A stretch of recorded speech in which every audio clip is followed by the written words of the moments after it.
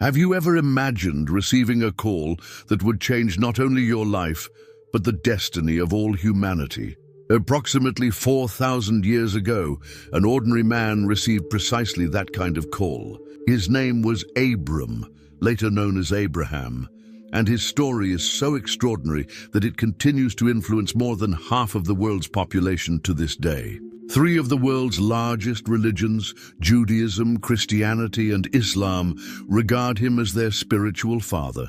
Billions of people trace their spiritual heritage back to this man who, at the age of 75, made a decision that would alter the course of history forever. This is the story of how a childless elderly man became the father of nations, how an ordinary man became one of the greatest examples of faith of all time, and how a simple journey turned into one of the greatest adventures ever recorded in the pages of the Bible. Get ready to discover the incredible story of Abraham, the father of nations. Our story begins in one of the most important cities of antiquity, Ur of the Chaldeans. Located in southern Mesopotamia, modern-day Iraq, Ur was an impressive city for its time, around 2,000 years before Christ. With approximately 250,000 inhabitants, it was a metropolis surrounded by high, strong walls, protecting its palaces, temples, and houses made of mud bricks. As revealed in Genesis 11:27, this is the account of Terah's family line. Terah became the father of Abram, Nahor, and Haran. And Haran became the father of Lot. It was a family living in a highly developed society for that time. The Sumerians, who inhabited Ur, already knew cuneiform writing, mastered mathematics and astronomy, and had a complex system of laws and commerce. At the heart of the city stood a massive pyramid-shaped temple known as a ziggurat, dedicated to the moon god, Nana. As we read in Joshua 24:2, "This is what the Lord, the God of Israel, says. Long ago, your ancestors, including Terah the father of Abraham and Nahor, lived beyond the Euphrates River and worshipped other gods." Abram's family, therefore, lived in a deeply polytheistic society, where people worshipped various gods, with the moon being one of the principal deities.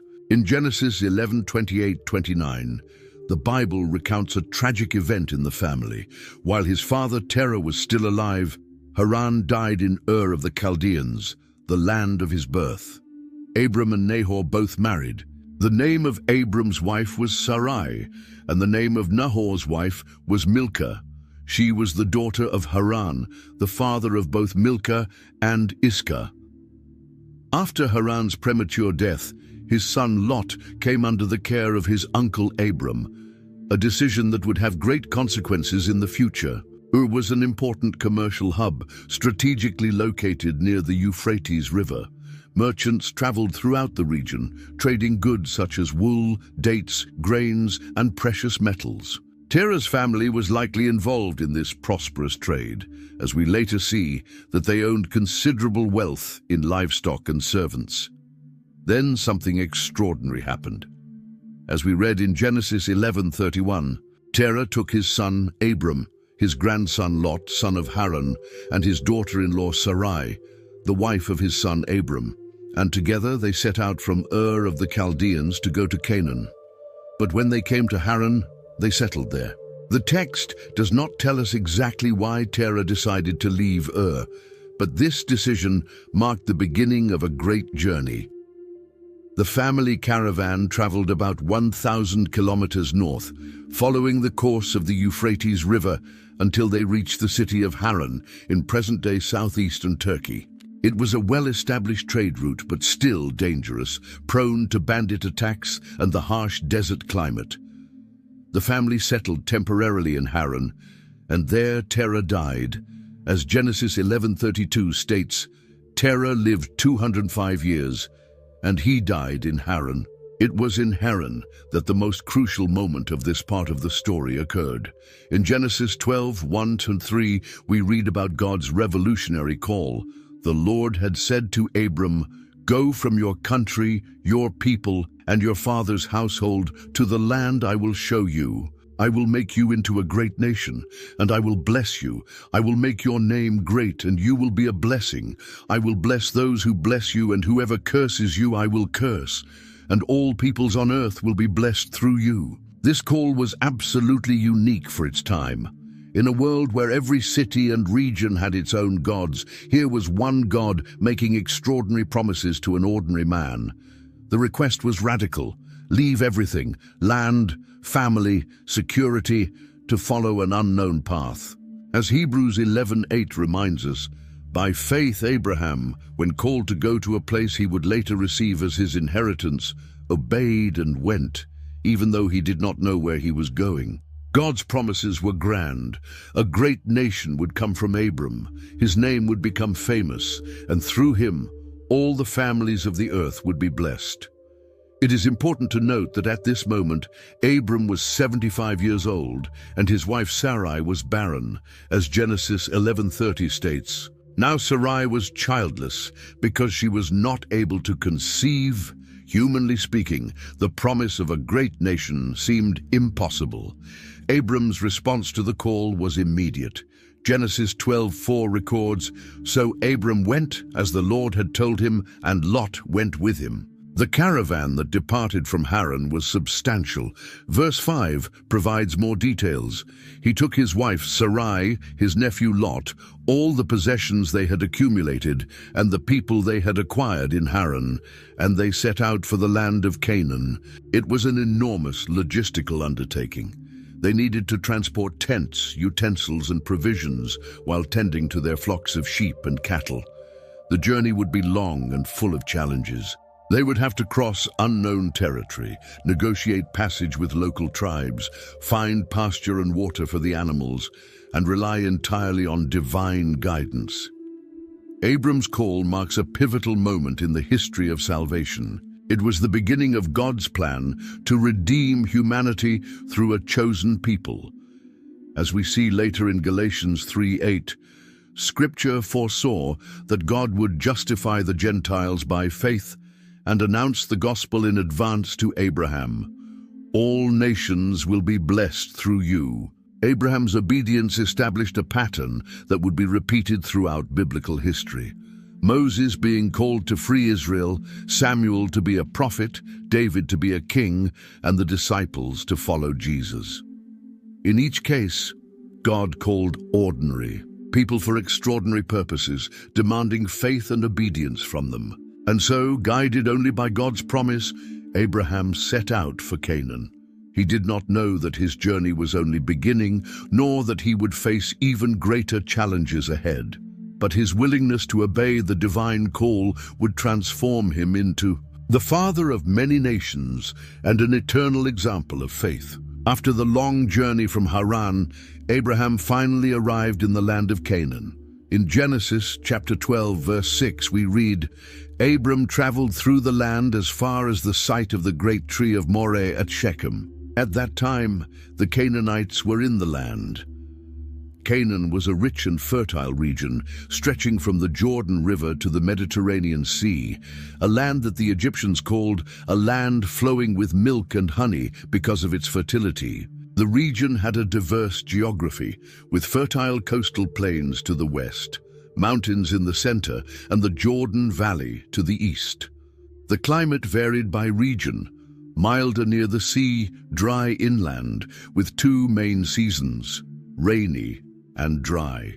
It was a strategically located land, serving as a bridge between the great civilizations of Egypt and Mesopotamia. At that time, Canaan was not a unified kingdom, but a collection of independent city-states, each with its own king. The Canaanites were known for their advanced agriculture and trade, but also for their pagan religious practices, which included human sacrifices and immoral rituals. As Genesis chapter 12 verse 7 tells us, the Lord appeared to Abram and said, "To your offspring I will give this land." So he built an altar there to the Lord, who had appeared to him.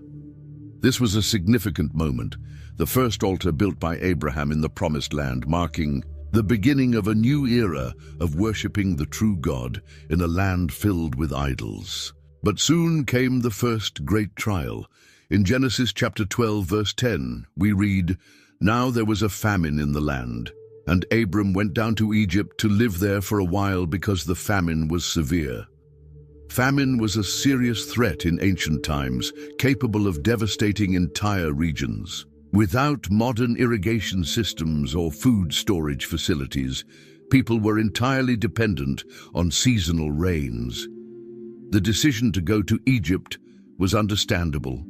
The Nile Valley, with its natural irrigation system, rarely suffered from severe droughts. However, as he approached Egypt, Abraham faced a new dilemma. In Genesis chapter 12, verses 11 to 13, he says to Sarai, "I know what a beautiful woman you are. When the Egyptians see you, they will say, 'This is his wife.' Then they will kill me, but will let you live. Say you are my sister, so that I will be treated well for your sake, and my life will be spared because of you." Abraham's fear was not unfounded. Egyptian pharaohs had absolute power and could take whatever they desired. However, his decision to lie or tell a half-truth, since Sarai was his half-sister, showed a momentary lapse in trust in divine protection. As predicted, Sarai was taken into Pharaoh's palace, as we read in Genesis chapter 12, verses 15-16. When Pharaoh's officials saw her, they praised her to Pharaoh, and she was taken into his palace.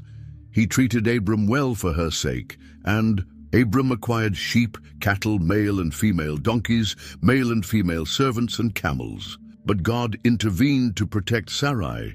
In Genesis chapter 12, verses 17 to 20, we see that the Lord inflicted serious diseases on Pharaoh and his household because of Sarai. When Pharaoh discovered the truth, he returned Sarai to Abraham and expelled them from Egypt, allowing them to keep all the wealth they had acquired. Back in Canaan, Abraham and Lot faced a new challenge. In Genesis chapter 13, verses 5 to 7, we read, "Now Lot, who was moving about with Abram, also had flocks and herds and tents. But the land could not support them while they stayed together, for their possessions were so great that they were not able to stay together, and quarreling arose between Abram's herders and Lot's herders. Then Abraham made a wise and generous decision. In Genesis chapter 13, verses 8 to 9, he says to Lot, "Let's not have any quarreling between you and me, or between your herders and mine, for we are close relatives. Is not the whole land before you? Let's part company. If you go to the left, I'll go to the right. If you go to the right, I'll go to the left." Lot chose the region that appeared most prosperous, the well-watered plains of the Jordan, which looked like the garden of the Lord. In Genesis chapter 13, verse 12, we see that Lot lived among the cities of the plain and pitched his tents near Sodom. This choice would have serious consequences in the future. After the separation, God renewed his promise to Abraham in Genesis chapter 13, verses 14 to 17. The Lord said to Abram after Lot had parted from him, "Look around from where you are, to the north and south, to the east and west. All the land that you see, I will give to you, and your offspring forever. I will make your offspring like the dust of the earth, so that if anyone could count the dust, then your offspring could be counted." Not long after, a larger conflict arose in the region. In Genesis chapter 14, we learn about a war between two groups of kings, 4 kings from the east against 5 kings from the region of the Dead Sea, including the kings of Sodom and Gomorrah. The 4 kings from the east won the battle and took captive the inhabitants of the defeated cities, including Lot.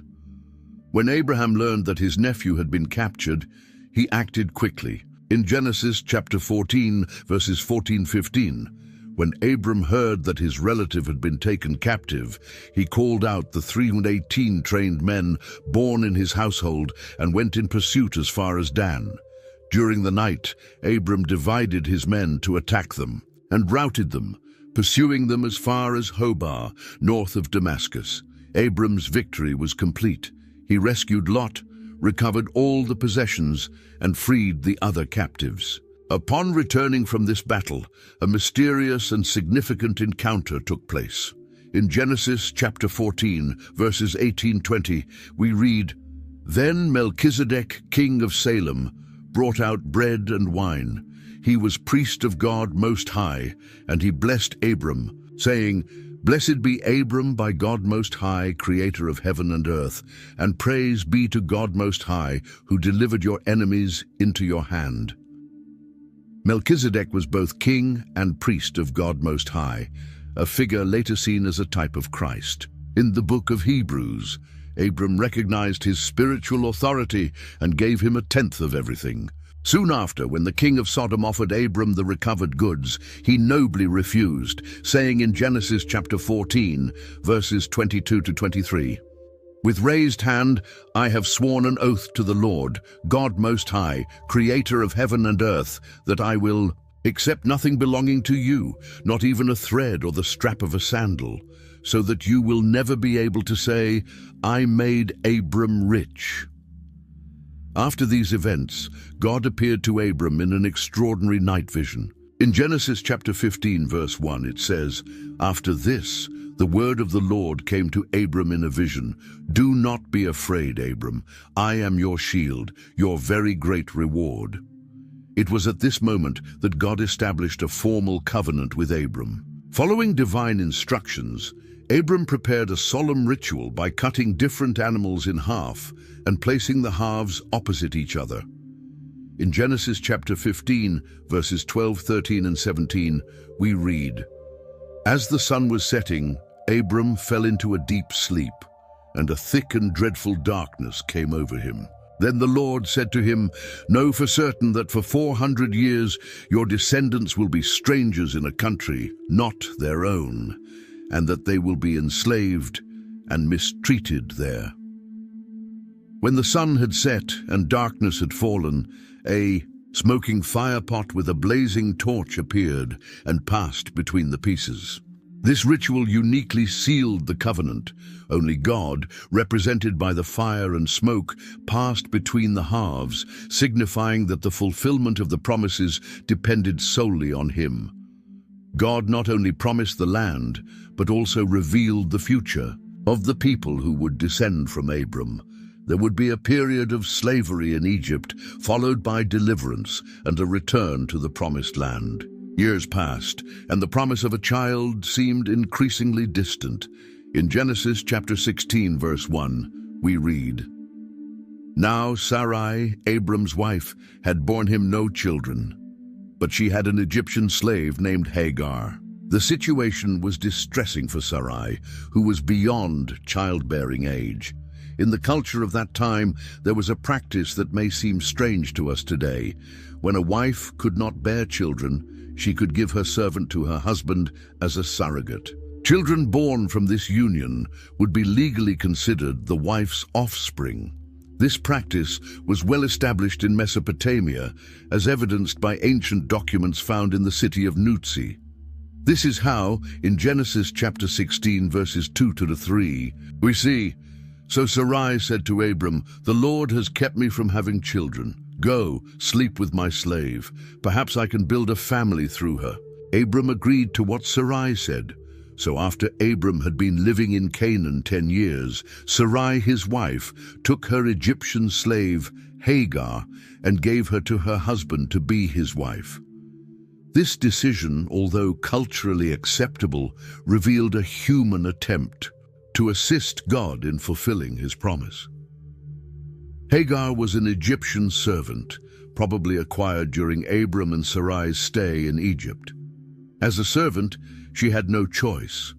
Her social position compelled her to comply with her master's decision. However, the situation soon became complicated. In Genesis chapter 16, verse 4, we read, "He slept with Hagar, and she conceived. When she knew she was pregnant, she began to despise her mistress." The pregnancy changed the dynamics of their relationship. Hagar, now carrying Abram's child, began to look down on Sarai. The tension escalated quickly. In Genesis chapter 16, verses 5-6, Sarai complained to Abram, You are responsible for the wrong I am suffering. I put my slave in your arms, and now that she knows she is pregnant, she despises me."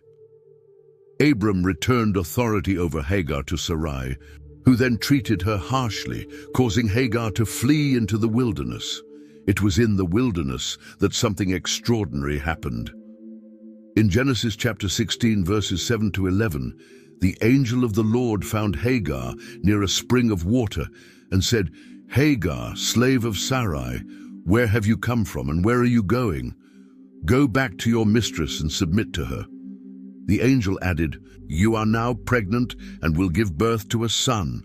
You shall name him Ishmael, for the Lord has heard of your misery." The name Ishmael means God hears, a constant reminder of divine intervention in her life. The angel also foretold Ishmael's future in Genesis chapter 16, verse 12. "He will be a wild donkey of a man. His hand will be against everyone, and everyone's hand against him, and he will live in hostility toward all his brothers." Hagar returned and gave birth to Ishmael when Abram was 86 years old. 13 years passed, and then God appeared to Abram again. In Genesis chapter 17, verses 1 to 2, we read, "When Abram was 99 years old, the Lord appeared to him and said, 'I am God Almighty.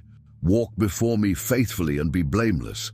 Then I will make my covenant between me and you and will greatly increase your numbers.'" It was at this moment that God changed Abram's name to Abraham. In Genesis chapter 17, verse 5, "No longer will you be called Abram. Your name will be Abraham, for I have made you a father of many nations." The name Abram meant exalted father, while Abraham means father of a multitude. Similarly, Sarai had her name changed to Sarah, as seen in verse 15. God also said to Abraham, "As for Sarai your wife, you are no longer to call her Sarai. Her name will be Sarah." Both names mean princess, but the change signified a new role in God's plan. Along with the change of names, God established circumcision as a sign of the covenant. In Genesis chapter 17, verses 10 to 11, it says, "This is my covenant which you shall keep between me and you and your offspring. Every male among you shall be circumcised. You shall circumcise the flesh of your foreskins, and it shall be a sign of the covenant between me and you." This sign was to be applied to all the men in Abraham's household, including servants and slaves. When God promised that Sarah would have a son the following year, Abraham laughed to himself. In Genesis chapter 17, verse 17, it says, "Then Abraham fell on his face and laughed and said to himself, 'Shall a child be born to a man who is 100 years old? Shall Sarah, who is 90 years old, bear a child?'" Even Abraham, the man of faith, found it hard to believe that this would be possible. Shortly after, a memorable encounter took place. In Genesis chapter 18, verses 1-2, we read, "The Lord appeared to Abraham by the oaks of Mamre, as he sat at the entrance of the tent in the heat of the day. He lifted up his eyes and looked, and behold, 3 men were standing in front of him. Abraham, demonstrating the hospitality characteristic of that culture, ran to greet them. In Genesis chapter 18, verses 6-8, we see how Abraham prepared a feast for the visitors. And Abraham went quickly into the tent to Sarah and said, "Quick, 3 seahs of fine flour, knead it and make cakes." Abraham ran to the herd and took a tender and good calf and gave it to a young man, who prepared it quickly. Then he took curds and milk and the calf that he had prepared and set it before them. During the meal, one of the visitors, who was the Lord himself, announced that Sarah would have a son.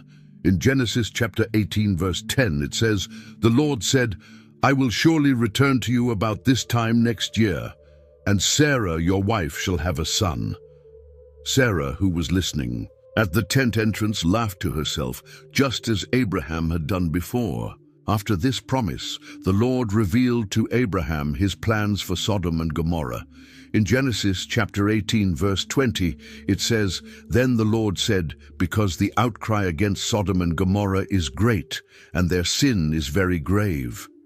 It was then that Abraham began an extraordinary intercession for the cities. In a remarkable dialogue, Abraham asked if God would spare the cities if 50 righteous people were found there, then 45, 40, 30, 20, and finally 10. Each time, the Lord promised that he would not destroy the cities if he found the specified number of righteous people. The next day, 2 angels arrived in Sodom. In Genesis chapter 19, verse 1, it says, "The 2 angels came to Sodom in the evening, and Lot was sitting in the gate of Sodom. Lot, showing the same hospitality as his uncle Abraham, insisted that the visitors stay at his house." What happened next revealed the deep wickedness of the city. The men of Sodom surrounded Lot's house, demanding that he bring out the visitors so they could abuse them. In Genesis chapter 19, verses 4 to 5, it says, "Before they lay down, the men of the city, the men of Sodom, both young and old, all the people to the last man, surrounded the house. And they called to Lot, 'Where are the men who came to you tonight? Bring them out to us, that we may know them.' The angels then revealed their purpose to Lot. In Genesis chapter 19, verse 13, it says, "For we are about to destroy this place, because the outcry against its people has become great before the Lord, and the Lord has sent us to destroy it." They instructed Lot to gather his family and flee. The next morning, while Lot was still hesitating, the angels seized him, his wife, and his 2 daughters by the hand, and brought them out of the city.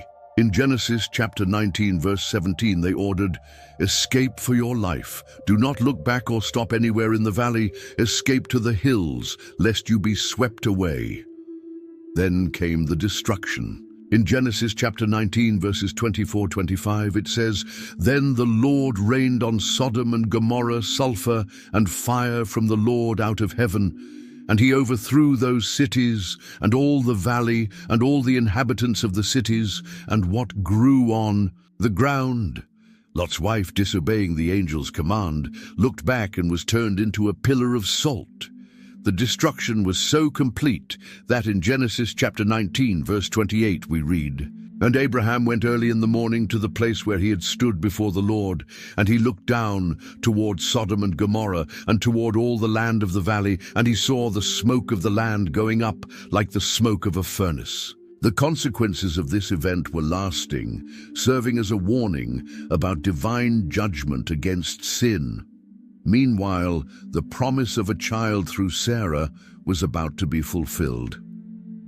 Time passed exactly as the Lord had said. In Genesis chapter 21, verses 1 to 2, we read, "The Lord visited Sarah as he had said, and the Lord did to Sarah as he had promised. And Sarah conceived and bore Abraham a son in his old age, at the time of which God had spoken to him."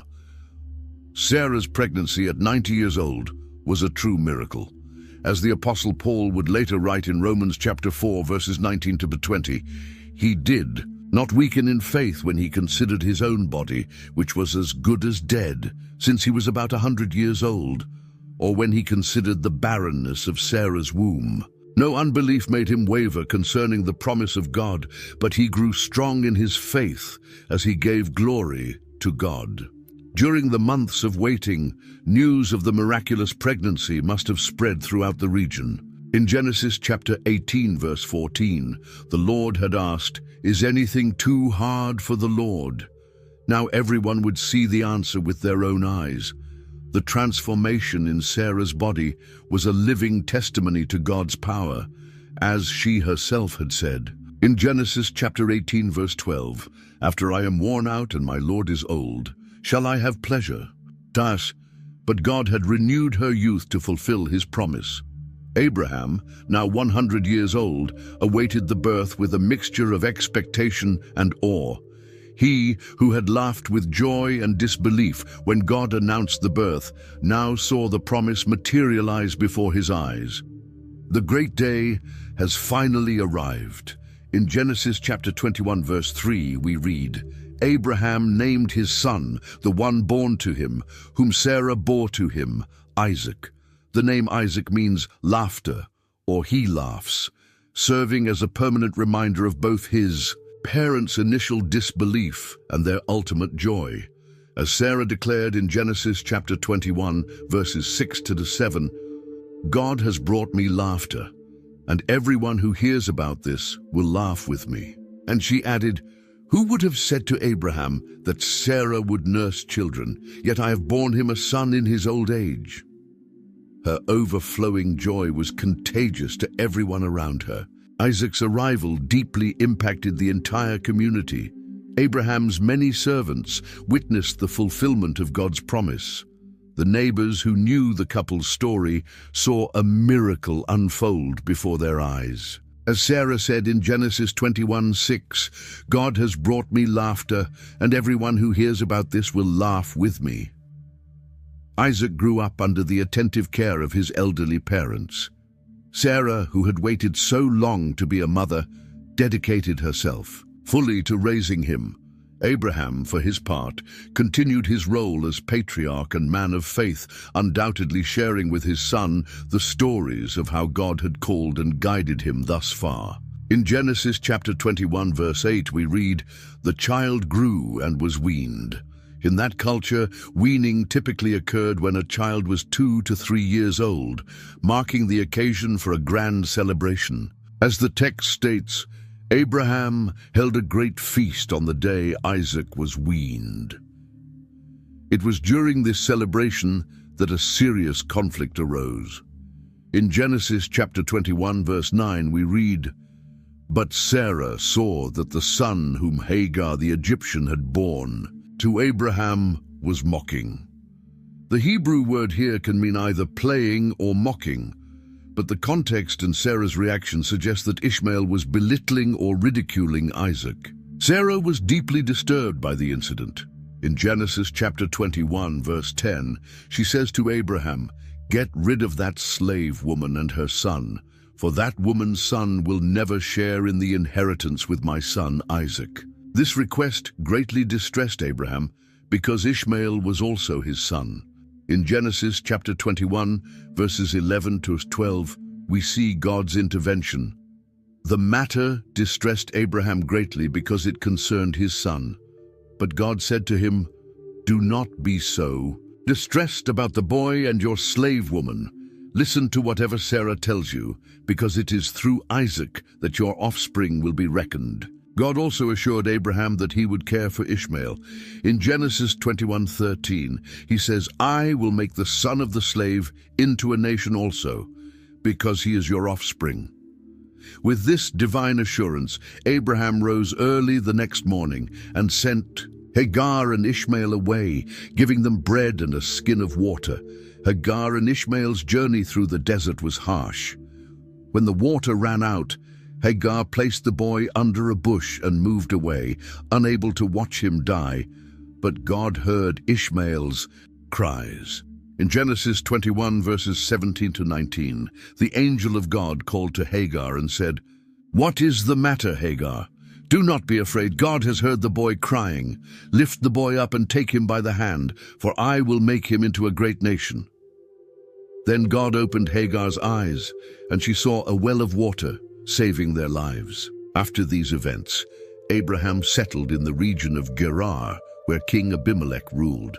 In Genesis 21, verses 22 to 23, we read, at that time, Abimelech and Phicol, the commander of his forces, said to Abraham, God is with you in everything you do. Now swear to me here before God that you will not deal falsely with me. This request led to an important negotiation over water rights, a vital resource in the semi-arid region. In Genesis 21, verses 25-26, Abraham seized the opportunity to complain about a well that Abimelech's servants had seized by force. Abimelech claimed he knew nothing about the incident, and the two men made a covenant. Genesis 21, verses 27-30, details their agreement. So Abraham brought sheep and cattle and gave them to Abimelech. And the two men made a treaty. Abraham set apart 7 ewe lambs from the flock, and Abimelech asked Abraham, "What is the meaning of these 7 ewe lambs you have set apart by themselves?" He replied, "Accept these 7 lambs from my hand as a witness that I dug this well." The place was called Beersheba, meaning well of the oath, because there the two men swore an oath. In Genesis 21:33 we read, "Abraham planted a tamarisk tree in Beersheba, and there he called on the name of the Lord, the eternal God." The tamarisk, a hardy tree that can live for centuries, symbolized the permanence of their agreement and God's constant presence. This period brought peace and stability to Abraham and his family. Isaac could grow up safely, protected by the treaty with Abimelech. Settling in Beersheba marked a new chapter in the patriarch's life, though God still had a crucial test ahead for him. After years of peace in Beersheba, when Isaac had grown into a young man, Abraham faced the most difficult moment of his life. In Genesis chapter 22, verses 1 to 2, we read, "Sometime later God tested Abraham. He said to him, 'Abraham.' 'Here I am,' he replied. Then God said, 'Take your son, your only son, whom you love, Isaac, and go to the region of Moriah. Sacrifice him there as a burnt offering on a mountain I will show you.'" The command came unexpectedly and with devastating content. Isaac was the child of promise, the one through whom God had vowed to establish his covenant. How could God ask for his life? Yet Abraham's response was immediate. In Genesis 22:3 we read, "Early the next morning, Abraham got up and loaded his donkey. He took with him 2 of his servants and his son Isaac. When he had cut enough wood for the burnt offering, he set out for the place God had told him about." His preparation for the journey was meticulous and deliberate. Every action, chopping the wood, saddling the donkey, gathering his servants, was a step toward what seemed impossible. They traveled for 3 days toward Mount Moriah. In Genesis 22:4 we read, "On the 3rd day Abraham looked up and saw the place in the distance." The biblical text does not tell us much about Abraham's thoughts and emotions during those 3 days of journey, but we can imagine the deep anguish in his heart. However, the author of Hebrews gives us a clue in Hebrews chapter 11, verses 17 to 19. By faith Abraham, when he was tested, offered up Isaac, considering that God was able even to raise him from the dead. When they arrived near the mountain, Abraham made a significant decision. In Genesis chapter 22, verse 5, he says to his servants, "Stay here with the donkey. The boy and I will go over there to worship, and then we will return to you." Notice the use of the plural, "we will return," an expression of faith that somehow both would return. Then came one of the most moving moments of the narrative. In Genesis chapter 22, verses 6 to 8. Abraham took the wood for the burnt offering and placed it on his son Isaac, and he himself carried the fire and the knife. As the two of them went on together, Isaac spoke to his father Abraham. "Father?" "Yes, my son," Abraham replied. "The fire and wood are here," Isaac said, "but where is the lamb for the burnt offering?" Abraham answered, "God himself will provide the lamb for the burnt offering, my son." Upon reaching the designated place, Abraham began to build the altar. In Genesis chapter 22, verse 9, we read, "When they reached the place God had told him about, Abraham built an altar there and arranged the wood on it. He bound his son Isaac and laid him on the altar on top of the wood."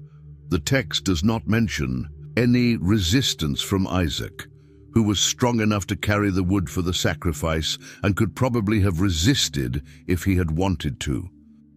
This silent submission of Isaac foreshadows the voluntary submission of Jesus Christ centuries later. At the most dramatic moment, when Abraham had raised the knife to sacrifice his son, divine intervention occurred. In Genesis chapter 22, verses 11 to 12, "But the angel of the Lord called out to him from heaven, 'Abraham, Abraham.' 'Here I am,' he replied. "Do not lay a hand on the boy," he said. "Do not do anything to him. Now I know that you fear God because you have not withheld from me your son, your only son." The divine provision was immediate. In Genesis chapter 22, verse 13, Abraham looked up, and there in a thicket he saw a ram caught by its horns. He went over and took the ram and sacrificed it as a burnt offering instead of his son. This ram, providentially caught, represented the principle of substitution, an innocent dying in place of another. The place received a significant name. In Genesis chapter 22, verse 14, "So Abraham called that place, 'The Lord will provide.' And to this day it is said, 'On the mountain of the Lord it will be provided.'" Mount Moriah would later become the site where Solomon built the temple in Jerusalem, and near it, centuries later, Jesus Christ would be crucified. The theological significance of this event is profound. It was the ultimate test of Abraham's faith. Was he willing to trust God, even when the commands seemed to contradict the very promise? As we see in James chapter 2, verses 21 to 22, "Was not our father Abraham considered righteous for what he did when he offered his son Isaac on the altar? You see that his faith and his actions were working together, and his faith was made complete by what he did." The parallel with the sacrifice of Christ is remarkable. Just as Abraham was willing to offer his only son, God the Father would give his only son to die for the sins of humanity. As Jesus said in John chapter 8, verse 56, "Your father Abraham rejoiced at the thought of seeing my day. He saw it and was glad." After the test, God renewed and expanded his promises. In Genesis chapter 22, verses 16 to 18, "I swear by myself, declares the Lord, that because you have done this and have not withheld your son, your only son, I will surely bless you and make your descendants as numerous as the stars in the sky and as the sand on the seashore. Your descendants will take possession of the cities of their enemies, and through your offspring all nations on earth will be blessed, because you have obeyed me." The return home must have felt profoundly different from the journey there. Father and son had experienced something extraordinary together. Abraham's faith had been tested and strengthened, and Isaac had witnessed firsthand God's faithfulness and provision. The impact of this event on the community must have been significant. News that Abraham was willing to sacrifice his beloved son in obedience to God, and how God intervened at the last moment, surely spread quickly. This story would become a powerful testimony for future generations about the importance of faith and obedience. Life after the test was marked by deeper peace and trust. Abraham had learned in the most dramatic way possible that he could fully trust God, as Paul would later write in Romans chapter 4, verses 22 to 21. Yet he did not waver through unbelief regarding the promise of God, but was strengthened in his faith and gave glory to God, being fully persuaded that God had power to do what he had promised. The development of Abraham's character reached its peak in this test. He had grown from a man who occasionally lied about his wife out of fear into someone capable of trusting God even when everything seemed lost. His influence on others became even greater, for now he could speak with authority about trusting God in the most difficult situations. Life continued in Beersheba, but nothing would be the same. Abraham and Isaac had experienced something that would forever change their understanding of God and his faithfulness. The final years of Abraham's life were marked by significant events, beginning with the loss of his beloved wife, Sarah. In Genesis chapter 23, verses 1 to 2, we read, "Sarah lived to be 127 years old. She died at Kiriath Arba, that is Hebron, in the land of Canaan. And Abraham went to mourn for Sarah and to weep over her." The death of Sarah led Abraham to acquire his first permanent property in the Promised Land. In Genesis chapter 23, verses 3 to 4, we see Abraham negotiating with the Hittites. Then Abraham rose from beside his dead wife and spoke to the Hittites. He said, "I am a foreigner and stranger among you. Sell me some property for a burial site here so I can bury my dead." The negotiation for the cave of Machpelah is described in detail in the Bible, highlighting the respect Abraham had earned among the land's inhabitants. In Genesis chapter 23, verses 8 to 9, Abraham specifically requests, he said to them, "If you are willing to let me bury my dead, then listen to me and intercede with Ephron, son of Zohar, on my behalf. So he will sell me the cave of Machpelah, which belongs to him and is at the end of his field. Ask him to sell it to me for the full price as a burial site among you." Even when Ephron offered to give the cave as a gift, Abraham insisted on paying the fair price. In Genesis chapter 23, verse 16, it is recorded, Abraham agreed to Ephron terms and weighed out for him the price he had named in the hearing of the Hittites, 400 shekels of silver, according to the weight current among the merchants. This purchase established a burial place for his family that remains significant to this day. After Sarah's death, Abraham turned his attention to Isaac's marriage. In Genesis chapter 24, verse 1, we read, "Abraham was now very old, and the Lord had blessed him in every way. He then sent his senior servant to find a wife for Isaac from his relatives in Mesopotamia, resulting in Isaac's marriage to Rebekah. In Genesis chapter 25, verses 1 to 2, we learn that Abraham remarried. Abraham had taken another wife, whose name was Keturah. She bore him Zimran, Jokshan, Medan, Midian, Ishbak, and Shuah. These children would become ancestors of various tribes and nations. However, Abraham made a clear distinction between Isaac and his other sons. In Genesis chapter 25, verses 5 to 6, Abraham left everything he owned to Isaac. But while he was still living, he gave gifts to the sons of his concubines and sent them away from his son Isaac to the land of the east. Finally, the time came for Abraham's passing. In Genesis chapter 25, verses 7 to 8, we read, "Abraham lived 175 years. Then Abraham breathed his last and died at a good old age, an old man and full of years, and he was gathered to his people." Abraham's funeral became a moment of family reconciliation. In Genesis chapter 25, verse 9, it states, "His sons, Isaac and Ishmael, buried him in the cave of Machpelah near Mamre, in the field of Ephron, son of Zohar the Hittite." The presence of Ishmael, joining Isaac in burying their father, symbolizes a touching reconciliation between the brothers. The burial site, the cave of Machpelah, became a lasting symbol. Sarah was already buried there, and later Isaac, Rebekah, Jacob, and Leah would be interred there as well.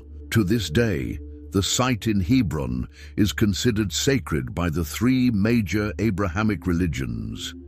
Abraham's impact on Judaism is fundamental. He is known as Avinu, our father, and his example of faith and obedience established the standard for the relationship between God and his people. In Exodus chapter 3, verse 6, when God reveals himself to Moses, he identifies as the God of Abraham, directly connecting with the patriarch. For Christianity, Abraham is a supreme example of faith and justification.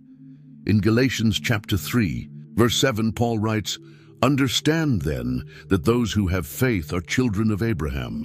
Abraham's willingness to sacrifice Isaac is seen as a foreshadowing of the sacrifice of Jesus Christ, and his faith is presented as a model for Christians in Romans chapter 4. In Islam, Ibrahim is considered one of the greatest prophets and the builder of the Kaaba in Mecca alongside his son Ishmael. The festival of Eid al-Adha commemorates Abraham's willingness to sacrifice his son, who, in Islamic tradition, is identified as Ishmael, not Isaac. The places associated with Abraham are shared by the three religions. The cave of Machpelah, in Hebron, where he and Sarah were buried, is venerated by Jews, Christians, and Muslims. The well of Abraham in Beersheba and other sites linked to his life remain places of pilgrimage. The shared traditions about Abraham offer a unique potential for interfaith dialogue. His figure represents common values of faith, hospitality, justice, and submission to God. As written in Isaiah chapter 41, verse 8, God calls Israel the offspring of Abraham, my friend, a title that resonates across all three religious traditions. Abraham's legacy continues to live on, not only through the religions that revere him, but also through the values and principles his life exemplified. His journey of faith, from the call to leave his homeland through trials and triumphs, serves as an inspiration to people of all cultures and beliefs. In Hebrews chapter 11, verses 8 to 10, we find a beautiful summary of his life. By faith, Abraham, when called to go to a place he would later receive as his inheritance, obeyed and went, even though he did not know where he was going. By faith he made his home in the promised land, like a stranger in a foreign country. He lived in tents, as did Isaac and Jacob, who were heirs with him of the same promise. For he was looking forward to the city with foundations, whose architect and builder is God. Indeed, Abraham's story is more than a historical narrative. It is an eternal testimony to the power of faith, the faithfulness of God, and how an ordinary person can become an instrument of blessing for all humanity. As God promised at the beginning of his journey in Genesis chapter 12, verse 3, "Through you, all the families of the earth will be blessed." This promise continues to be fulfilled today, as billions find inspiration and guidance in the life of this extraordinary man known as the Friend of God. And so we come to the end of this incredible journey through the life of a man who changed the course of history. Abraham shows us that great stories don't have to start with great heroes. They begin with ordinary people who choose to trust God in extraordinary ways. If you stop to think, you might be facing your own challenges right now. Perhaps God is calling you to take a step of faith, to trust him even when the path ahead seems unclear. Abraham's story reminds us that we don't need to have all the answers to take the first step. If this story has touched your heart and helped you understand God's word more deeply, don't keep it to yourself. Share this video with someone who needs encouragement today. Every share could reach someone who needs to hear about God's faithfulness. Subscribe to our channel for more Bible stories told in a deep and engaging way. Turn on the notification bell so you won't miss any new videos. Next week, we will continue our journey through the great stories of the Bible. Let us know in the comments which part of Abraham's story impacted you the most. Your participation enriches our community and helps us create even better content. See you in the next video. And remember, just like Abraham, you too can be part of God's extraordinary plans.